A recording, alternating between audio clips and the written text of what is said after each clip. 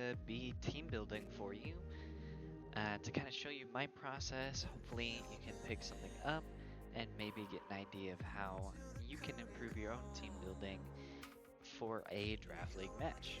So, what I got for us today is a matchup versus Ninja Fusion. So, they are our week 4 opponents. And despite their record that doesn't really look too great so far, they are still in the playoff run, and they are a very dangerous team. Now, they have not played their Week 3 match, but so far what I have seen is that even though on paper it looks like their special threats are a lot more um, scary to actually handle, they have things like Chi Yu and DD Mail and things like Circuitry. Actually, what I've seen is that their physical offense has been what they've leaned into, both being Mamoswine and Gyarados, as well as Sneasler. But with that being said, let's go ahead and get into the team building. So when I get started like this, I want to have two things up. I want to have, of course, my team builder up, but I also want to have the matchup up, and I have that on my second screen so that I can see all Pokemon available to both me and my opponent.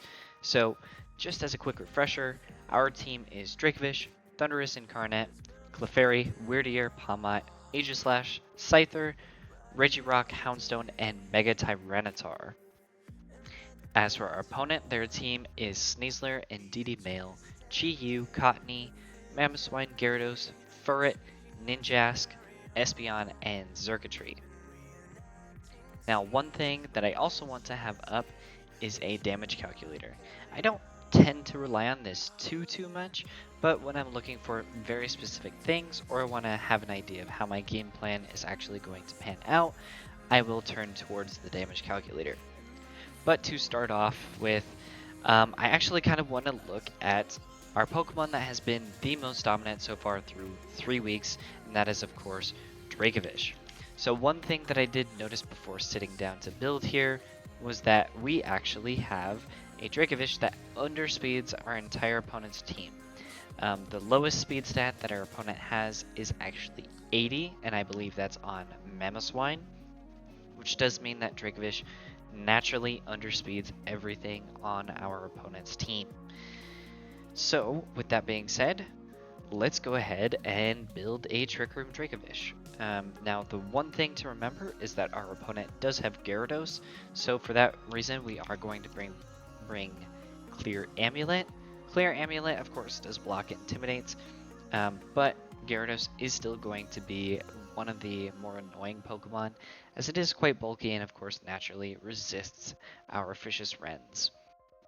But that is why we have the rest of our team to hopefully handle that Pokemon. Now, with that being said, of course, we are going to be packing things like Protect because we can. We have Vicious Rend also going to come in. I believe, so we also get Rock Slide. I was going to see if this thing learns Thunder Fang, and it doesn't look like it does. So Rock Slide, I believe, is going to be our strongest move versus that Pokemon. But our final move, I think I'm going to go ahead and bring Psychic Fangs. It's really good for the Sneasler, and that's basically it. The rest of the team we're going to hit with Vicious Rend anyways. So yeah, there's no real point in bringing coverage for anything else, although I'm pretty sure Sneasler is frail enough that Vicious Rend will also take that Pokemon out. So let's go ahead and bulk out our Dracovish. Like I said, this Pokemon is, or our opponent's team rather, is very specially offensive despite them leaning into their physical offense. So aside from Mamoswine, we actually do want to favor our special defense here. And that's why we're investing a little bit more into that. Ironically, we are still even more physically bulky than we are specially bulky, but that is not too big of a deal here.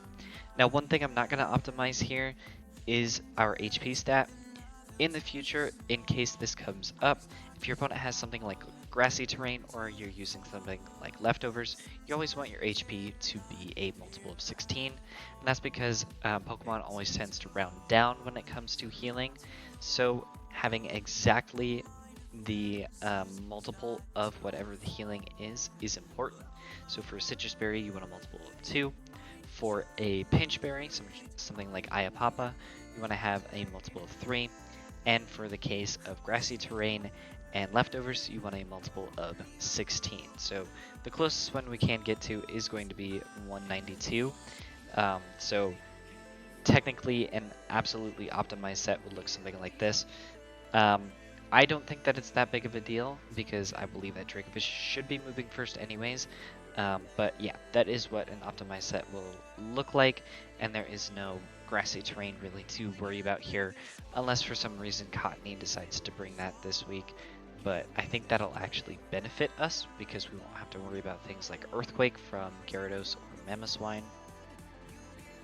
But yeah, let's go ahead and look at our next Pokemon, which I think is pretty obvious.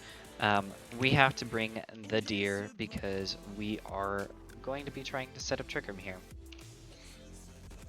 And with that, obviously it is important for this Weirdier to have the... here, let me check something really quick.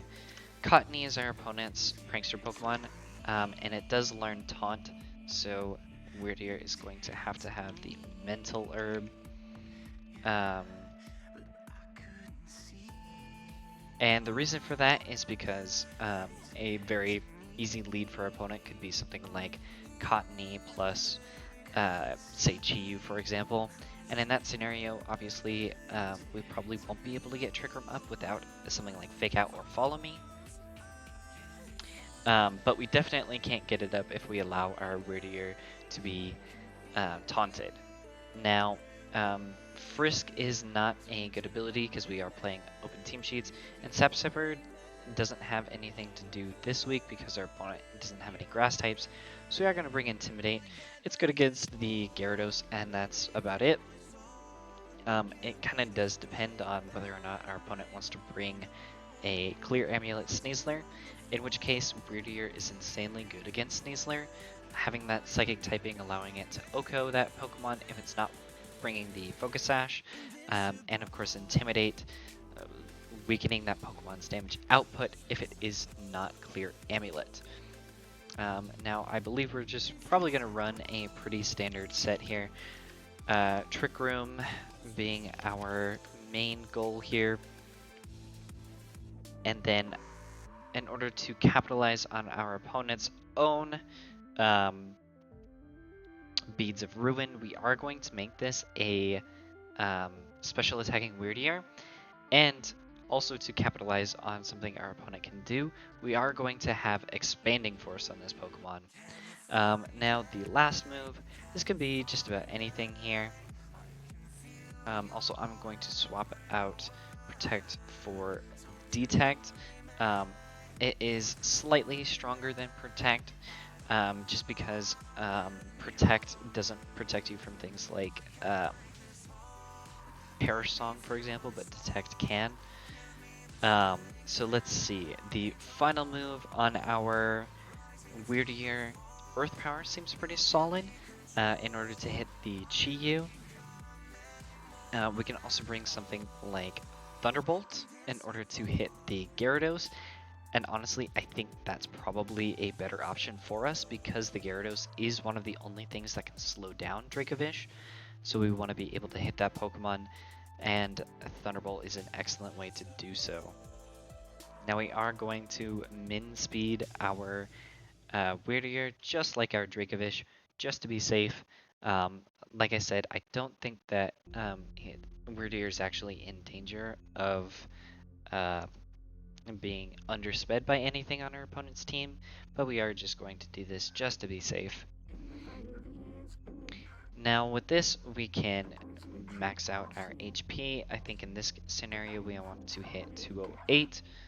And then finally, our opponent cannot hit us super effectively with the physical attackers, except for something like Throat Chop Sneasler, which does take an Intimidate. So let's go ahead and see if that's actually something that we need to worry about with our Weirdier. Actually, close combat is stronger from this Pokemon.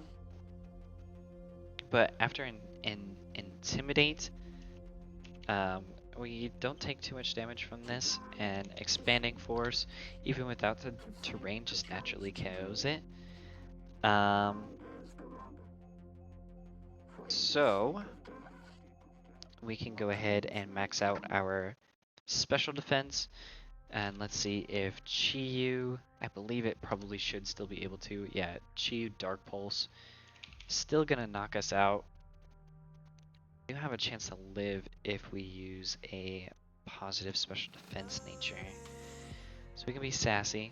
Let's see if we're sassy. We have a almost 90% chance of living a Dark Pulse. I honestly don't think that that's worth it. But we can get something like Friend Guard up.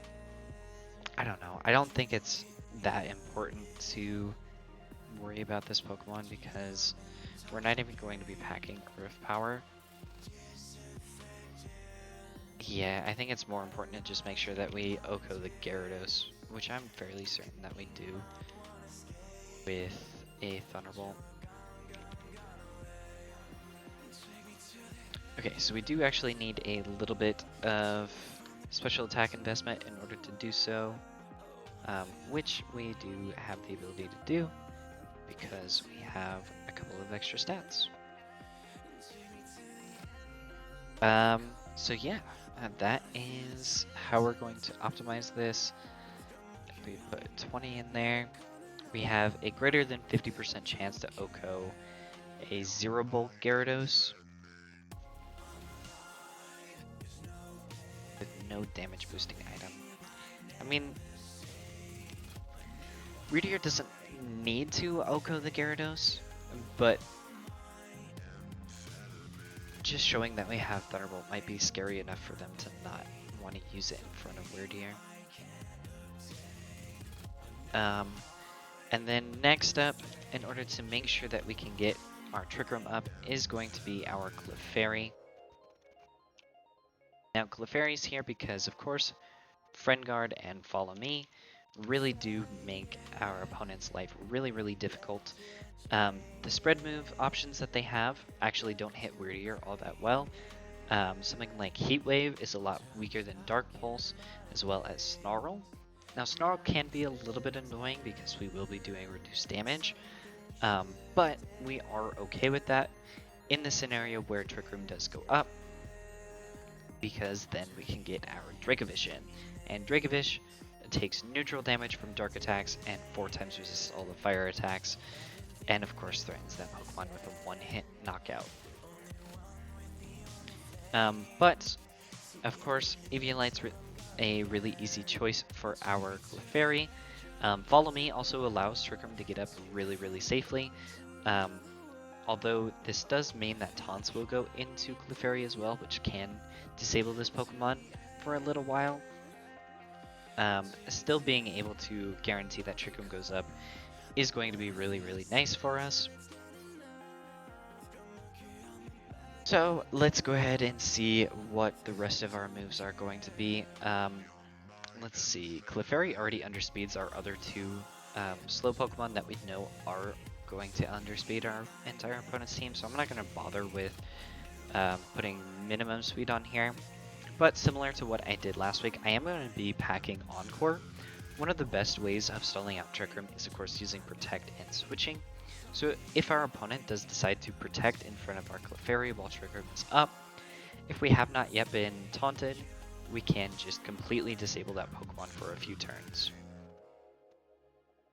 Alright, and then we are going to take a short break here in the recording, and I'll be right back to finish the team.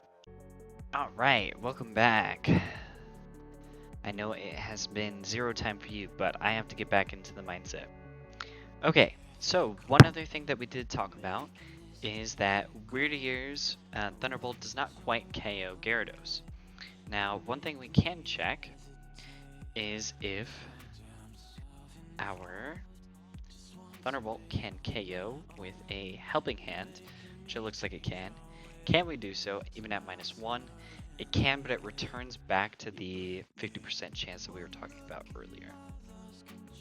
Now, the other thing to check is, of course, Dracovish with a Vicious Rend at 2 times base power with a Helping Hand. How is this one looking? Yep, Clear Amulet. Wow, that has a chance to Oko no bulk Gyarados. Actually, a better chance than Thunderbolt from Weirdier.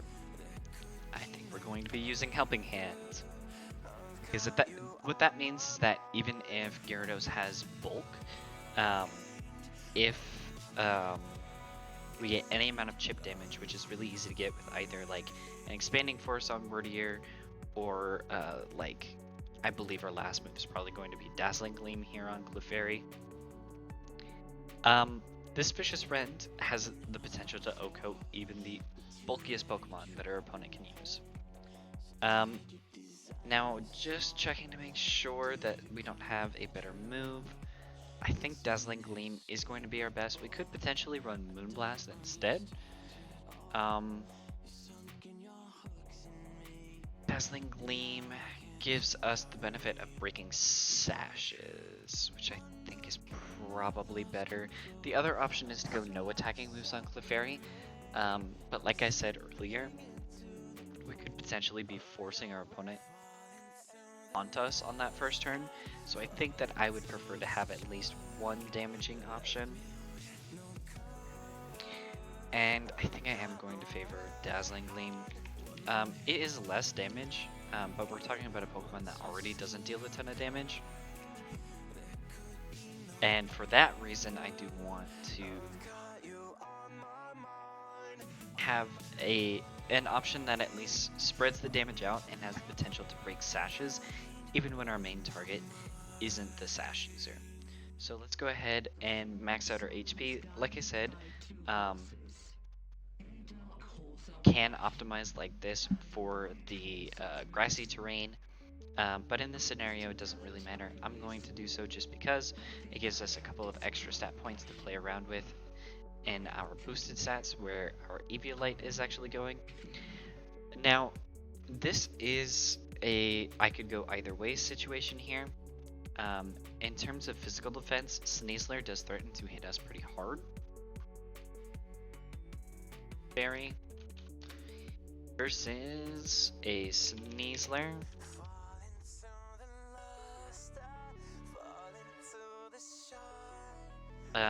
Dire Claw, even when we are max physical bulk, is it does a lot of damage. So I do just want to have enough bulk to make sure this is not an OHKO. And I think I'm okay with not having enough bulk to live a Gunk Shot, just because in that scenario, we're not going to be using Clefairy against it anyways.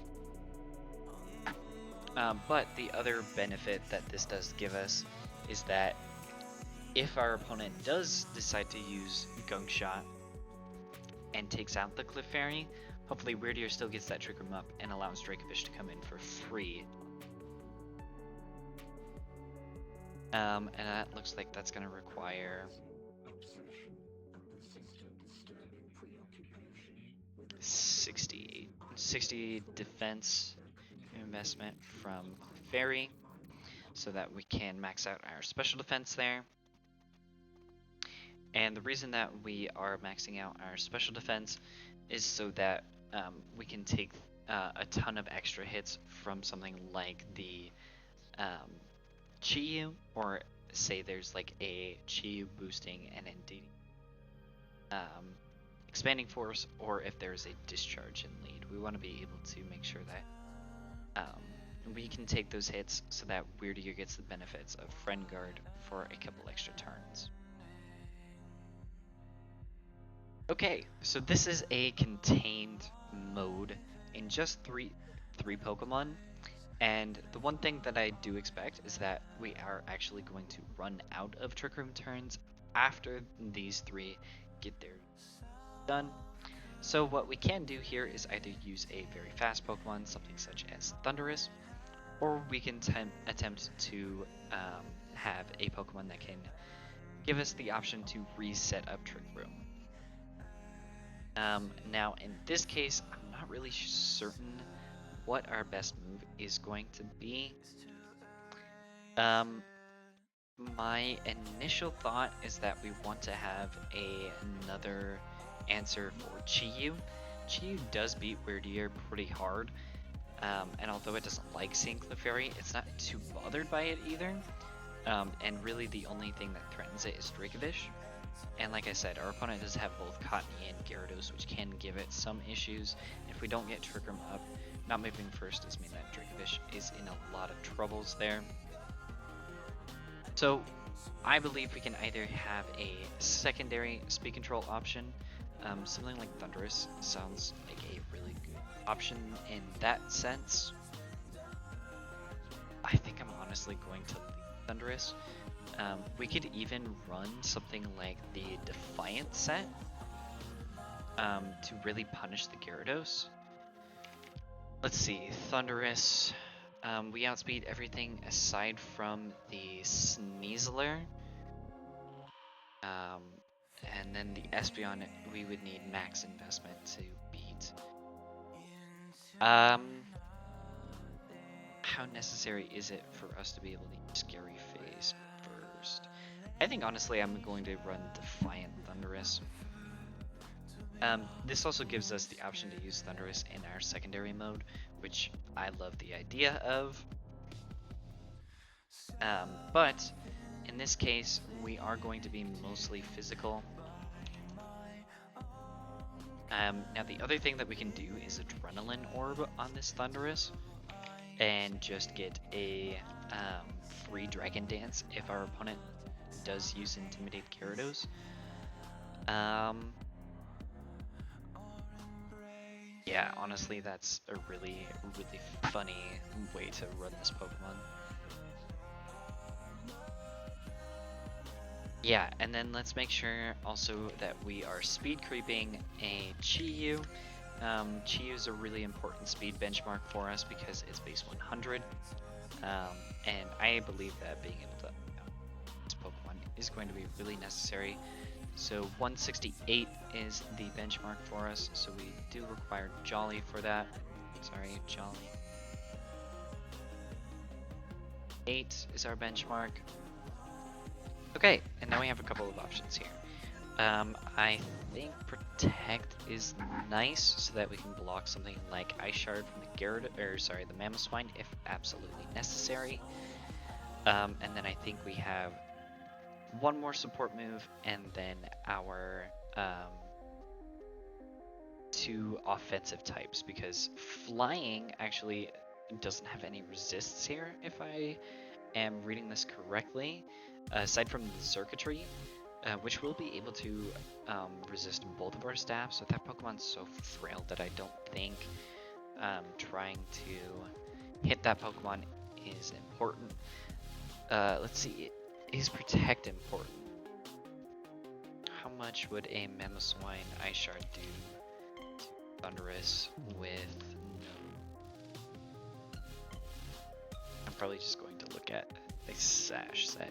That does a lot. It actually does like 75%. So we are going to actually pack Protect on our Thundurus. Acrobatics is going to be my flying move of choice.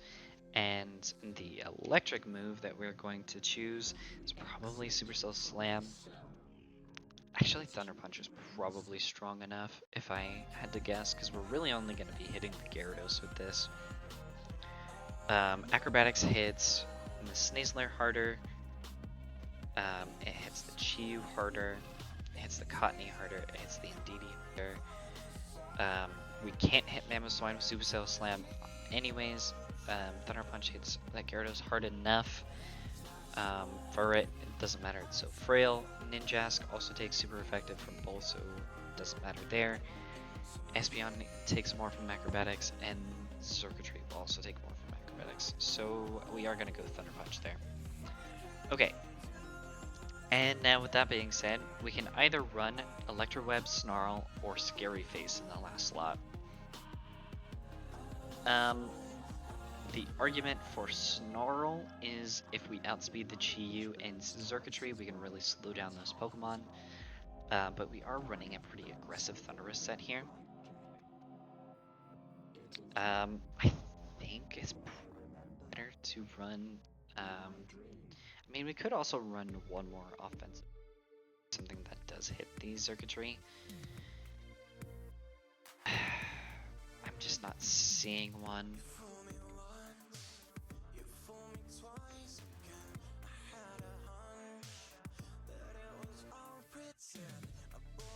I think what I'm gonna do here is I'm gonna run the Scary Face. This also gives us again the added benefit of, because we are Defiant instead of Prankster, we can slow down something like the Chi-Yu before it moves, allowing Dracovish to hit it afterwards. This is basically just to give it some sort of synergy with Dracovish in this like 4 Pokemon core, where essentially we're trying to enable Dracovish to do everything it needs to do, and really invalidate the Gyarados if our opponent chooses to pick it. Now, we just need to see how much we need in order to Mamoswine in a single hit. Acrobatics. 10 base power at +1.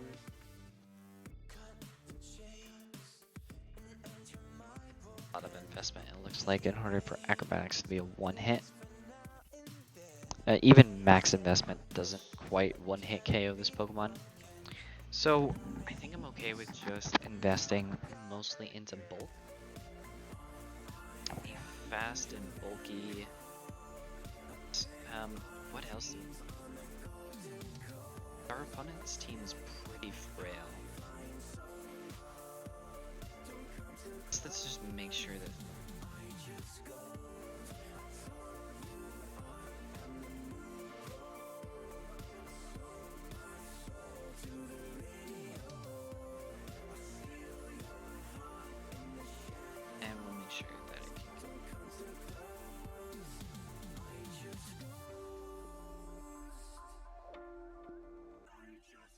yeah, after an Intimidate, Thunder Punch does get that KO. Even if it doesn't intimidate us, Thunder Punch does get that KO. Let's see. Yeah, no attack investment needed. Let's just max out our bulk. 6. Like I said, this doesn't matter because terrains aren't going to be a thing in this match unless Cottonee brings grassy terrain. And then Gyarados can't really hurt us back, it looks like. Bulky set. So I guess let's just check and see if we can live a Icicle Crash. Can, but not comfortably without a Friend Guard. Friend Guard makes that really easy. And then this is the hardest on the special side. Probably Chi-Yu. See a Scarf Chi-Yu. Doesn't quite OHKO us, so we can kind of split our bulk here between the two. Oh, that's with Friend Guard up. We actually need special defense investment. Kind of. Okay, we live all the spread moves, but Overheat does have a chance to take us out. So let's go ahead and split our bulk a little bit here. We're gonna optimize our stats going like this. At level 50, remember you only need 4 points in a stat to get a 1 point increase. So that's why we take 8 out of one stat, dropping it down a single point. And then we have 2 more important stats, so we can distribute those 8 EVs into 2 different stats to get 2 more stat points, just overall making our Pokemon a little bit better. Okay, and like I said, this is a contained strategy. So the final thing that I want to do is our opponent has 1 ghost immunity, or sorry, 2 ghost immunities and several weaknesses, and the rest of the Pokemon are neutral. And the only Pokemon kind of standing in the way of this is Gyarados, which is not going to like to see the final 2 Pokemon that I'm going to be bringing, which is Mega Tyranitar and Houndstone. We are going to bring a Sandrush Houndstone this time around. And these 2 are just going to be like an alternative mode for us. If we're not too keen on getting Trick Room up, we can use these 3 in Dracovish, or these 2 Clefairy Dracovish, or these 4. Just kind of allowing us to have a different way to play if Trick Room is not looking too possible. But with this, we are going to be running Protect because our opponent does have Sneasler, and that Pokemon does threaten to one-hit KO us. We do want to run a Dark move because there are a couple of Psychic types on our opponent's team, and I think the best one is probably just going to be Knockoff. And then, of course, we also want to run a Rock move. This being because it hits the Gyarados, it hits the Mamoswine neutrally, it's the Chew for super effective, it's the Ninjask for 4 times super effective. Just a really solid option here. Rock Slide, of course, really strong, and I believe our opponent does not have Wide Guard. We are slower, so Rock Slide is not going to be getting many flinches. Yeah, we are only 71, which means we don't outspeed anything on our opponent's team without a Dragon Dance boost. Oh, that's interesting. We actually can run Dragon Dance Tyranitar here. And I think I'm going to, just because we have enough stats to kind of ignore the fact that we're not going to be super threatening off the rip, but we also have Clefairy in order to help set that up. So we can lead something like Clefairy Tyranitar, use Follow Me and Dragon Dance, and really threaten to sweep our opponent's team. Now the last thing that we want to do is we want to see if we can outspeed certain threats after a +1 boost. So let's see. What Pokemon do we want to outspeed? Probably Mamoswine is not bad to outspeed. Let's see, Mamoswine. Jolly at level 50. They make it to 145. So if we do a quick calculation, we have 145. And divide that by 1.5. The speed stat that we need in order to speed tie a Mamoswine is 96. So we go to 97 and we guarantee outspeed that after a Dragon Dance. Maybe there's one more step up. I believe Chi is 167. So at 167 divided by 1.5. We need 112 in order to outspeed that. We can reach 112. I think I am okay with that. And now we do want to make sure that we are getting one-hit KOs. The only thing that I'm kind of concerned that we can't one-hit KO with this set, Tyranitar, not going to be Life Orb. At a +1, Sneasler doesn't take anything from any of these, to be honest with you. Knockoff is our strongest, and it does not quite handle that Pokemon.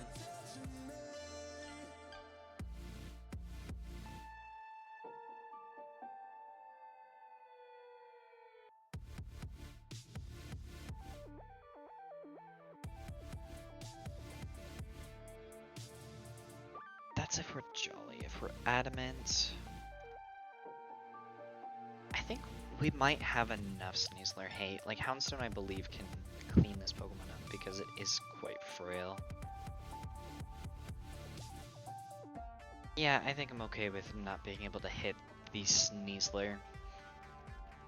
We definitely hit the Indeedee, the Chi-Yu, Cottony's Frail or going to be Sash, so it doesn't matter because we have the sand. Mamoswine, another Pokemon that we want to hit. As we were talking about, we need max investment to OHKO that Pokemon. That's impressively bulky. A world where we're able to get 2 Dragon Dances up, and so we don't need attack investment.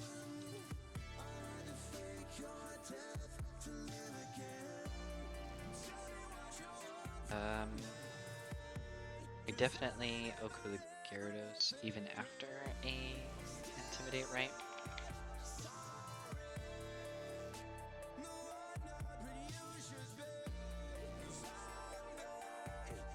Actually need attack investment or something other than Rock Slide. Stone Edge. Stone Edge will always get that KO after a.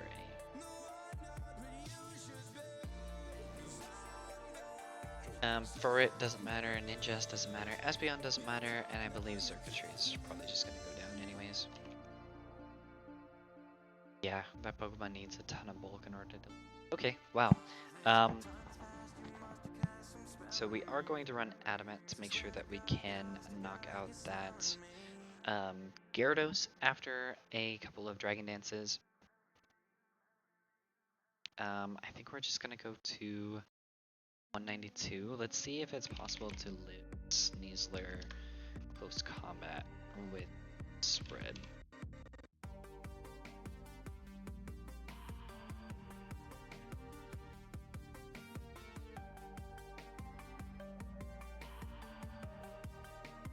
Not quite, it looks like. Can if this Pokemon is intimidated. So.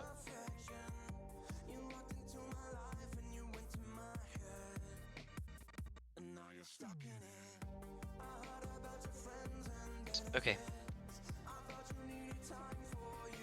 Let's see, Xurkitree, Rising Voltage, I guess.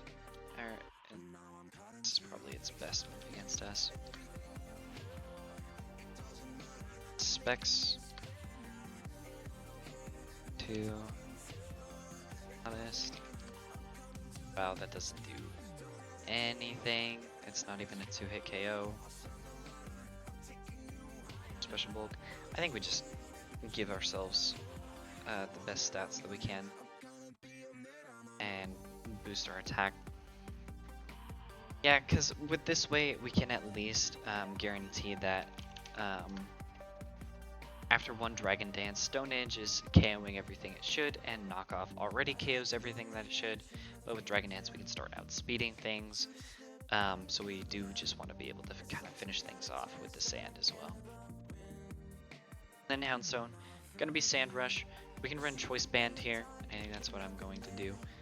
And we're just gonna run our strongest 4 moves. Of course, that's going to be Last Respects, and then Psychic Fangs, as we talked about, that hits the Sneasler if we absolutely have to. We can also run Crunch for the in DDM. Finally, Play Rough does not hit anything important, it doesn't look like.